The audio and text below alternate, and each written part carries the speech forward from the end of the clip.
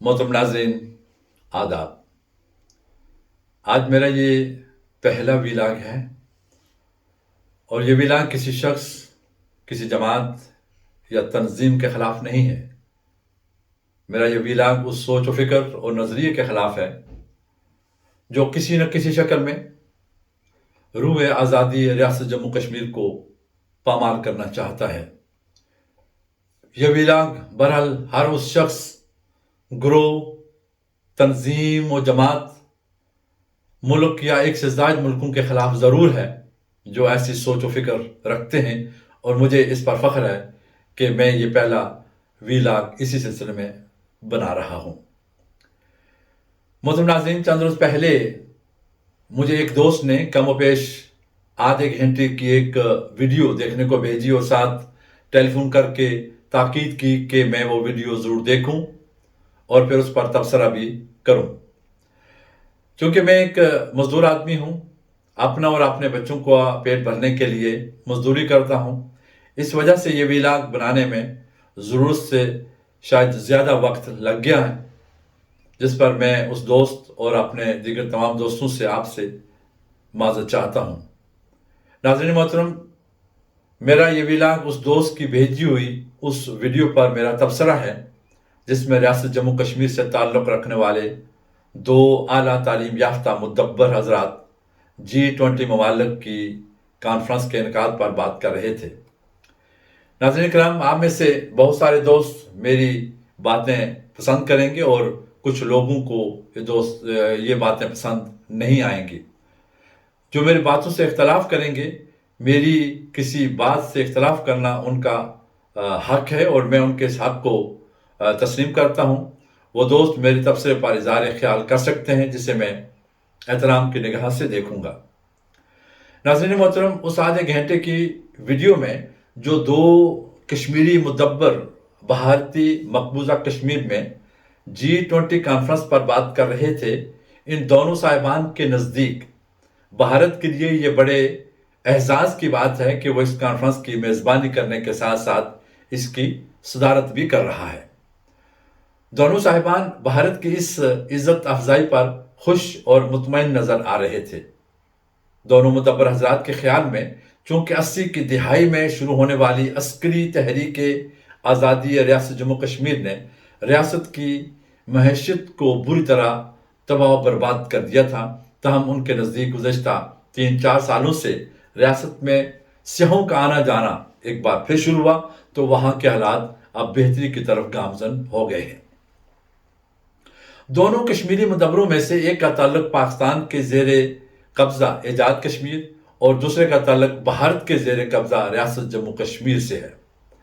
नाज़रीन मोहतरम, भारतीय मकबूजा कश्मीर से ताल्लुक़ रखने वाले कश्मीरी मुदब्बर का कहना था कि 90 की दहाई से पहले यूरोपीय सियाह बड़ी तादाद में श्रीनगर आते थे और जब वो मौसूफ शाम को अपने घर से बाहर निकलते और बाज़ार जाते तो उन्हें श्रीनगर बाज़ार ऐसा लगता कि जैसे वो किसी यूरोप का शहर है, वो श्रीनगर शहर नहीं है, क्योंकि वहाँ पे यूरोपियन सफ़ेद फामों की एक बड़ी तादाद घूम फिर रही होती थी।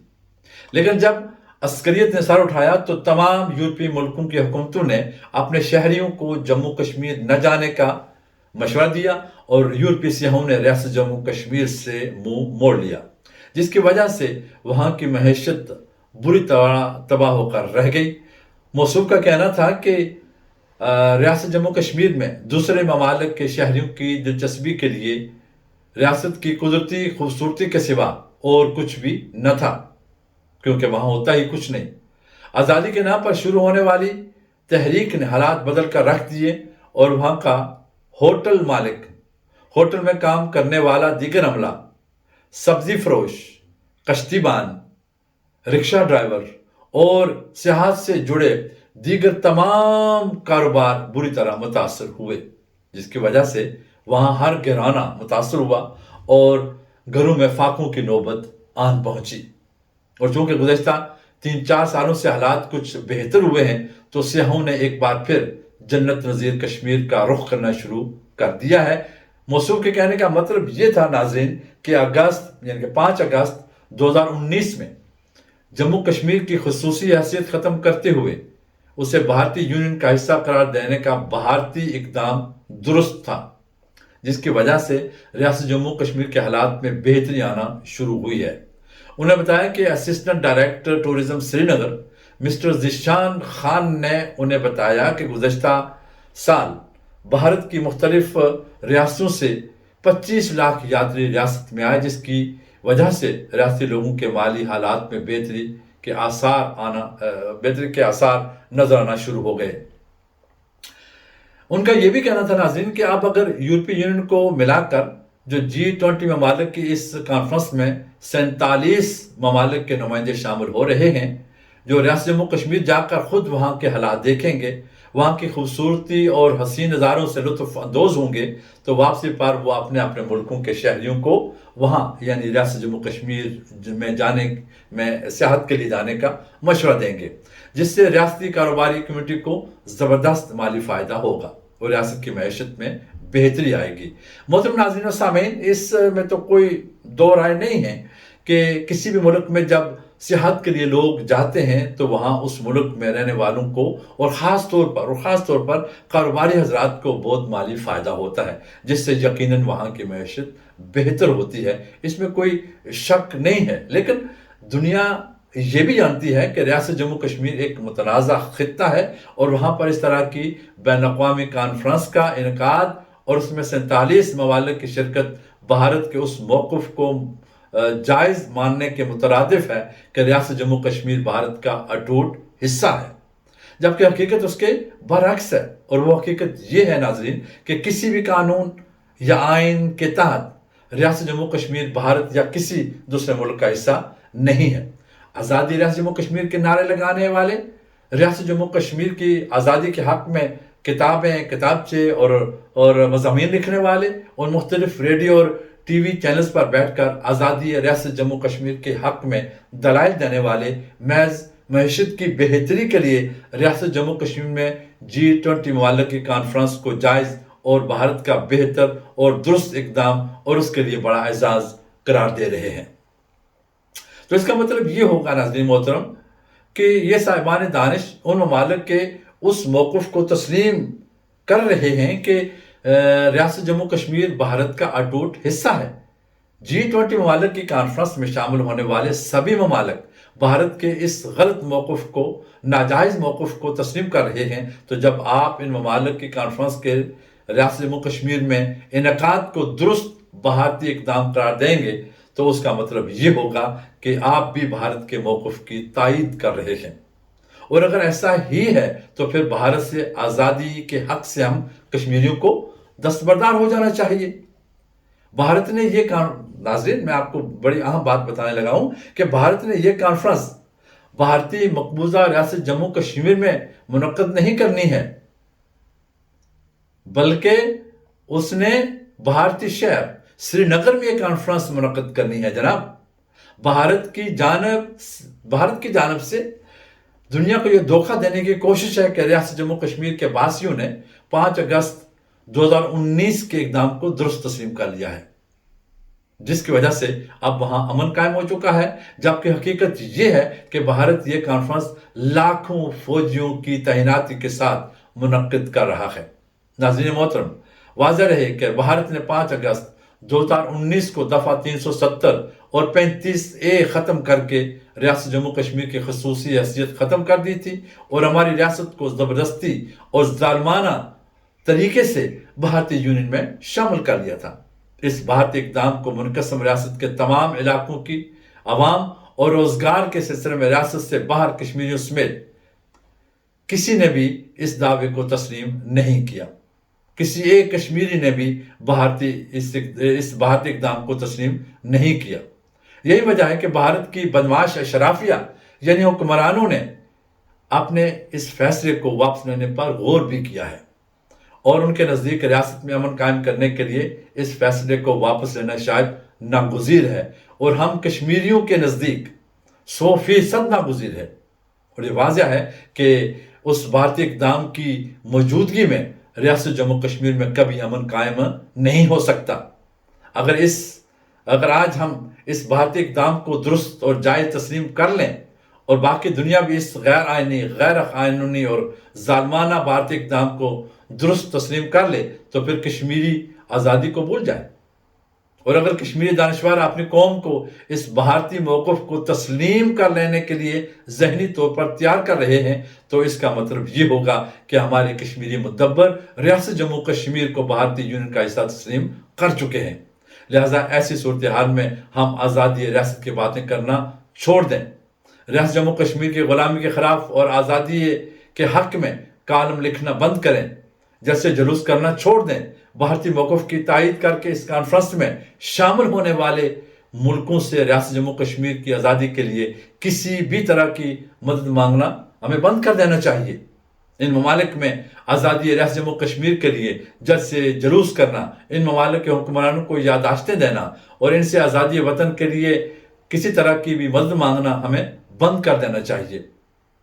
ناظرین، آئے روز ہم تارکین وطن کشمیری دنیا کے مختلف ممالک میں قائم بھارتی سفارتخانوں کے باہر مظاہرے اور احتجاج کر رہے ہوتے ہیں، پھر یہ سلسلہ اب بند ہو جانا چاہیے۔ بھائی جان، ہمارے کشمیری دانشوروں کو کھل کر سامنے آنا چاہیے اور قوم کی صحیح سمت رہنمائی کرنی چاہیے، اور ہمیں اقوام متحدہ کو بھی بتا دینا چاہیے کہ ہم نے لاتعداد شہادتیں دینے، اپنی ماؤں، بہنوں، بیٹیوں اور بہنوں کی عصمتیں کو لٹانے کے بعد بھارت کی بالادستی کو قبول کر لیا ہے۔ لہٰذا اب ہمارا مسئلہ وہاں سے بھی ختم کر دیا جائے، اقوام متحدہ کے ریکارڈ سے بھی ختم کر دیا جائے۔ تو اگر ہم نے خبروں میں رہنا ہے تو اس کے لیے کسی مخصوص دوا کی دکان کھول لینی چاہیے، کیونکہ مارکیٹ میں بہت کچھ بکتا ہے جناب، صرف کشمیر کارڈ ہی نہیں ہے بکنے کے لیے۔ ناظرین محترم، دوسری بات یہ ہے کہ آج پاکستانی مقبوضہ کشمیر کے باسیوں کی بے حسی کا بھی رونا رویا جاتا ہے، اور یہ سچ ہے کہ آزاد کشمیر کے باسیوں میں آزادی وطن کے سلسلے میں انتہائی درجے کی بے حسی پائی جاتی ہے، لیکن کبھی آپ نے اس بے حسی کی وجہ جاننے کی بھی کوشش کی ہے؟ اس بے حسی کی دیگر وجوہات میں مالی ریل پیل بھی شامل ہے، اور یہ مالی ریل پیل جو ہے یہ سر فہرست ہے جناب۔ دولت انسان کو آرام پسند بنا دیتی ہے، اور کوئی بھی تحریک، اور خاص طور پر آزادی کی تحریک، نہ صرف آرام چھوڑنے پر مجبور کرتی ہے بلکہ خون بھی مانگتی ہے، پیسہ بھی مانگتی ہے، اسے آپ کی صلاحیتیں بھی درکار ہوتی ہیں۔ آزاد کشمیریوں کے پاس دولت کی کمی نہیں ہے، جس کی وجہ سے وہ سہل پسند یعنی کہ آرام پسند ہو گئے ہیں۔ خاص طور پر اہلیان میرپور، کوٹلی، بھمبر اور پنچ کے لوگوں کے پاس دولت کی ریل پیل ہے، جس کی وجہ سے آزاد کشمیر کے دیگر اضلاع سمیت ان 4 اضلاع میں چند نوجوانوں کے سوا آپ کو کوئی آزادی کی بات کرتا نظر نہیں آتا۔ میرے خیال میں تو پوری ریاست جموں کشمیر میں کہیں بھی آزادی وطن کی تحریک سرے سے موجود ہی نہیں ہے۔ ہاں، کچھ لوگ ہیں جو آزادی وطن کے لیے جان بھی قربان کرنے کے لیے تیار نظر آتے ہیں، اور ان کی تعداد انگلیوں تو پر گنی جا سکتی ہے۔ میں ان کی حب الوطنی پر انہیں سلام پیش کرتا ہوں، اور یہ آزادی پسند لوگ بھی بکھرے ہوئے نظر آتے ہیں، بکھرے ہوئے ہیں، نظر نہیں آتے، بکھرے ہوئے ہیں۔ انہوں نے جو اپنی رئیسی طاقت تھی اس کو بھی تقسیم کر رکھا ہے، جس سے ہمارا دشمن خوب فائدہ اٹھا رہا ہے۔ ناظرین، بات ہو رہی تھی بھارتی مقبوضہ ریاست جموں کشمیر میں G20 ممالک کی کانفرنس سے وہاں معیشت کی بہتری کی۔ ٹھیک ہے، وہاں کے لوگوں کی مالی حالت بہتر بنائیے، ضرور بنائیے، ہونی بھی چاہیے۔ اس کے بعد کیا ہوگا وہی جو آج آزاد کشمیر میں ہو رہا ہے۔ وہاں کے باسی دولت کے نشے میں آزادی وطن کے حوالہ سے دینی، قومی اور اخلاقی ذمہ داریوں سے کوسوں دور جا چکے ہیں۔ پھر ویسے ہی حالات بھارتی مقبوضہ کشمیر میں بھی دیکھنے کو ملیں گے۔ خدا کے لیے ہمیں غلط مت سمجھیے، یعنی کہ مجھے غلط نہ سمجھیے۔ میں ہرگز یہ نہیں کہہ رہا کہ وہاں ہمارے بہن بھائی بھوکے مریں، ان کے بچے بھوک سے تڑپیں۔ میں کسی بھی صورت میں یہ قبول نہیں کروں گا، اور نہ ہی کوئی غیرت مند ریاستی باشندہ ایسا سوچ سکتا ہے۔ میرے کشمیری مدبروں، ذرا اس پر بھی غور کرو کہ معیشت کی بہتری کی فکر کرتے کرتے وہاں کے عوام کو بھی کہیں بے حس آزاد کشمیریوں کی طرح بے حس نہ بنا دینا۔ کہ وہ بھی ایجاد کشمیریوں کی طرح دولت کی ریل پہل کی وجہ سے آزادی اور غلامی میں فرق کرنا بھول جائیں۔ قوم کو خواب غفلت میں نہ سلا دینا۔ ہم نہ جانے کتنے بزرگوں، بھائیوں اور عزیزوں کو آزادی وطن پر قربان کر چکے ہیں۔ نہ جانے کتنی ماؤں، بہنوں اور بیٹیوں کے سروں سے میرے ملک و قوم کی دشمن کا میرے ملک اور قوم کی آزادی کا دشمن دوپٹے اتار چکا ہے۔ اتنی قربانیاں دینے کے بعد اب اگر ہمیں معیشت کی فکر لاحق ہو رہی ہے تو پھر قومی آزادی کے سوال کا حل بھی ہمیں تلاش کرنا چاہیے، طریقہ بھی ہمیں بتانا چاہیے، کیونکہ میں سمجھتا ہوں کہ آزادی کی تحریکوں میں جہاں لوگ شہادتیں قبول کرتے ہیں، پھانسی کے پھندوں پر بھی لٹک جاتے ہیں، وہاں قید و بند کی صحبتیں بھی برداشت کرنا پڑتی ہیں۔ جہاں قابل عزت اور قابل احترام ماؤں، بہنوں اور بیٹیوں کو کی عزتیں بھی لٹ جاتی ہیں، وہاں معیشت بھی تباہ ہو جاتی ہے۔ دوستو، لوگوں کو بھوکا بھی رہنا پڑتا ہے، گھر باہر بھی چھوڑنا پڑتا ہے۔ قوم کو خوشحال بنائیے، ضرور بنائیے، اس کی فکر ضرور کیجئے، میں آپ کے ساتھ ہوں، لیکن پھر ایجاد کشمیریوں کی بے حسی کا رونا بھی ہمیں چھوڑ دینا چاہیے۔ پھر اس کا بھی شکوہ کرنا چھوڑ دیجئے کہ ایجاد کشمیریوں کو اپنے وطن کی آزادی سے کوئی غرض نہیں ہے۔ محترم ناظرین، میرے نزدیک آزادی وطن کے لیے ہر طرح کی قربانیاں دینا پڑتی ہیں، بلکہ قربانیوں پر قربانیاں دینا پڑتی ہیں، کیونکہ یہ بھیک نہیں، آزادی ہے، ملتی ہے بلا مانگنے سے کہیں۔ دل جوش ملا فریاد نہ کر، تاثیر دکھا تقریر نہ کر۔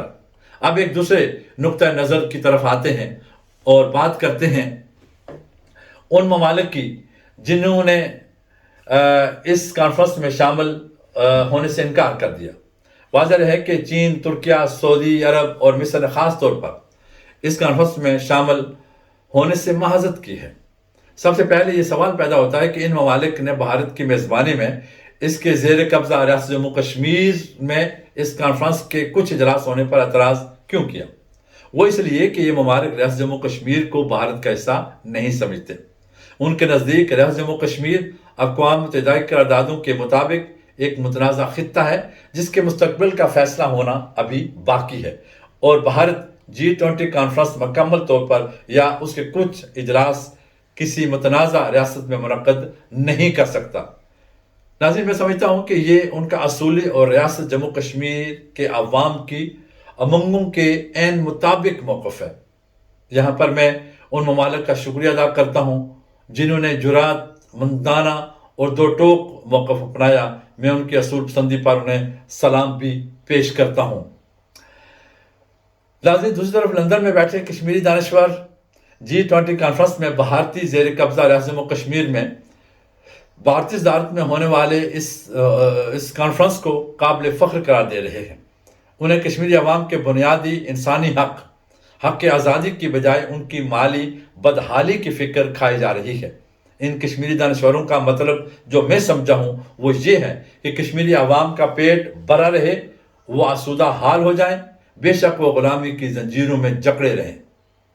میں ایک بار پھر دہرا رہا ہوں اور بار بار دہرا رہا ہوں کہ میں یہ ہرگز اس چیز کے حق میں نہیں ہوں کہ میرے ہم وطن کشمیری بہن بھائی فاقہ کشی میں زندگی گزاریں، لیکن یہ بھی حقیقت ہے ناظرین کہ مال کی ریل پیل لوگوں کو سہل پسند یعنی کہ آرام پسند بنا دیتی ہے، اور جیسا کہ میں نے پہلے عرض کیا ہے کہ آرام پسند انسان مزید آرام کی طلب تو کر سکتا ہے، آرام پسندی چھوڑنے کے لیے تیار نہیں ہوتا۔